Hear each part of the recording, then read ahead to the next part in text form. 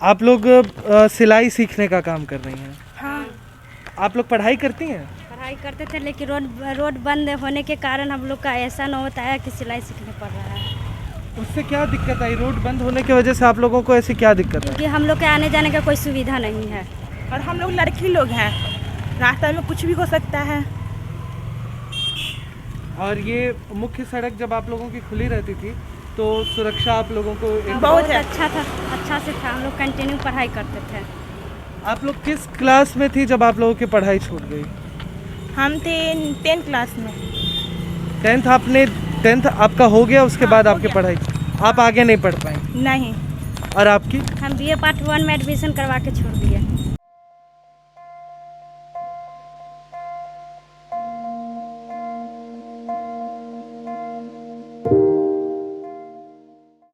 अभी हम लोग मौजूद हैं दानापुर के लोदीपुर गांव में, और यहाँ पर जो लड़ाई है, जो विवाद है, वो आर्मी और सिविलियंस के बीच में है। दरअसल ये जो सड़क है जिसको लोदीपुर चांदमारी मार्ग कहा जाता है, यहाँ पर ये दानापुर छावनी से होकर ये रास्ता जाता है। सालों से ये जो रास्ता है यहाँ पर ग्रामीण आना जाना करते थे, लेकिन कोरोना के दौर में आर्मी ने ये रास्ता जो है वो कंप्लीट तौर से बंद कर दिया। पिताजी एकाएक जैसे सुबह के समय 4 सितंबर को, अगले 4 सितंबर 2020 को जो है कि नहीं अपना जानवर गोद करके फिर दूध निकालने गए। एकाएक आए तो तबीयत उनका एकदम खराब हो गया, समझे ना। तबीयत खराब होने के बाद जो है कि ना और आदमी गांव मोहल्ला का भी जुट गया लोग।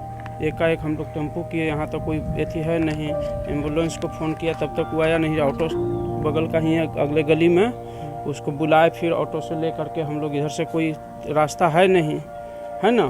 फिर हम लोग वो नीतीश आहर से लेकर के फिर गए जो है कि नहीं, और हाईटेक जाते जाते उनका देहांत हो गया रास्ते में। तो अगर ये मुख्य सड़क खुली रहती ना तब तो नहीं होती। इस तो बहुत वहाँ समय हमको जाते जाते 1-1.25 घंटा समय लग जाए। इधर से मुश्किल से 10 से 15 मिनट में हम जो है कि हाईटेक पहुँच जाते, मात्र 15 मिनट। और ये जो रास्ता आपका जो दूसरा वैकल्पिक मार्ग है जिससे आप लोग आना जाना भी कर रहे हैं जी, तुरहा पुल होते हुए जी, वो क्या रास्ता ऐसा है कि उसमें एम्बुलेंस वगैरह या कोई गाड़ी आ सकती है? कोई नहीं। इधर से आप तो नहीं आए हैं ना, ये बहुत ख़राब है। ये सबसे बड़ा तो ये पुल जो है ना कब धंस जाएगा इसका कोई गारंटी नहीं है ना। उस पर 10-12 आदमी चढ़ के जैसे उछल कूद करे तो वैसे ही दल करता है।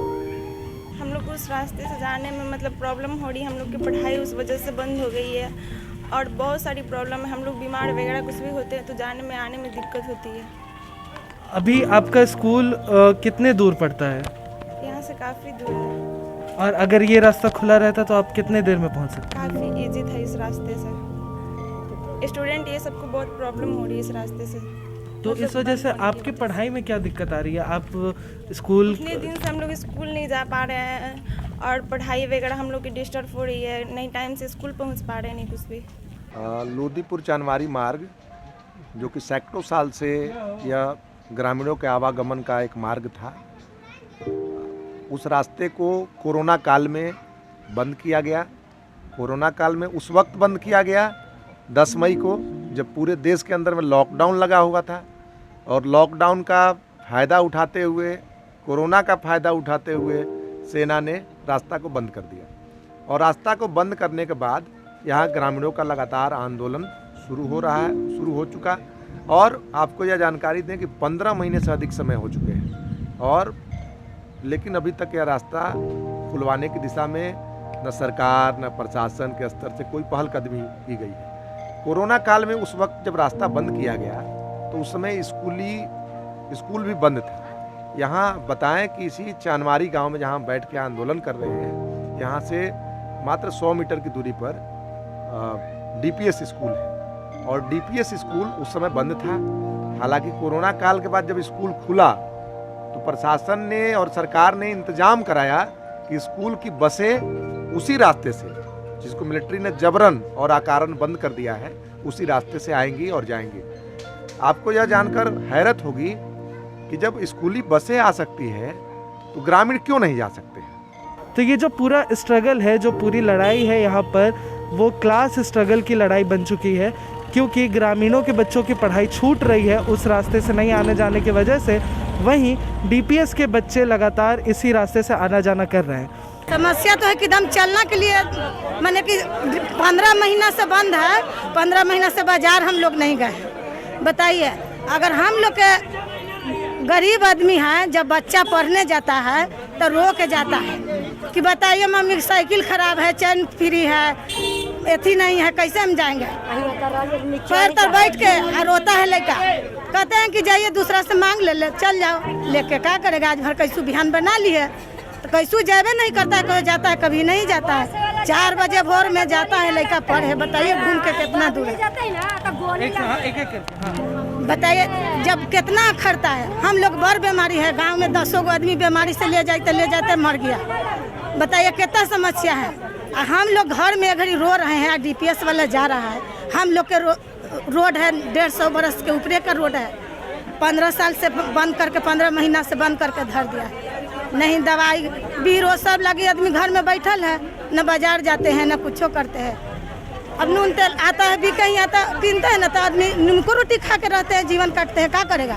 जब पैदल चलेला मन करता है, उससे उन्हीं से झोला लेके आएगा आदमी, लेडीज बताइए कैसे लेके आएगा।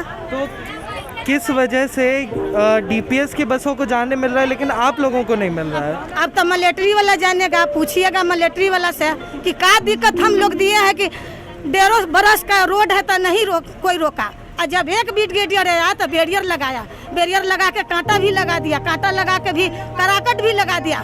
जब डीपीएस वाला से ऑर्डर हुआ तो कराकट के तोड़ दिया, तोड़ के अभी देखिएगा, अरे कराकटे से घेर दिया ना, घेर के मुँह नोचवा से तुड़वा दिया। तुड़वा के हम लोग के जब हम लोग जाते हैं तो नहीं आंटी नहीं जाना है, तब वो लोग न जानेगा कि काहे नहीं जाने देते हैं। हम का लोग हैं, उसका गोली मारे जाते हैं कि क्या करते हैं, तो वही जानेगा, वही बताएगा। हम लोग का तो दिक्कत है से बता ही रहा है। बबुआ हम लोग का कुछ काम नहीं है, न लड़ाई है न झगड़ा है। हमारे रोड है, हमारे रोड हमको जाने दो, यही बबुआ है।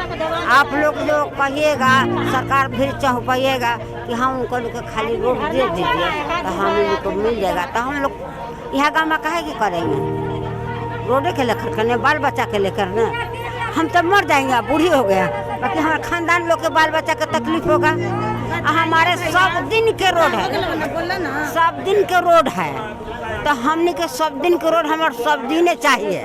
अभी हम लोग मौजूद है दानापुर एसडीओ के ऑफिस में और पिछले 24 अगस्त से हम लोग यहाँ पे कंटिन्यूसली आ रहे हैं, लेकिन एसडीओ जो है वो हम लोगों से ना मिल रहे हैं, ना ही किसी तरीके का बयान हम लोगों को दे रहे हैं। साथ ही हम लोगों ने मीडिया पीआरओ से, पब्लिक रिलेशन ऑफिसर से भी बात करने की कोशिश की, उनके तरफ से भी कोई बयान नहीं आया। उन्होंने कह दिया कि वो मीडिया को किसी भी तरीके का बयान नहीं देंगे।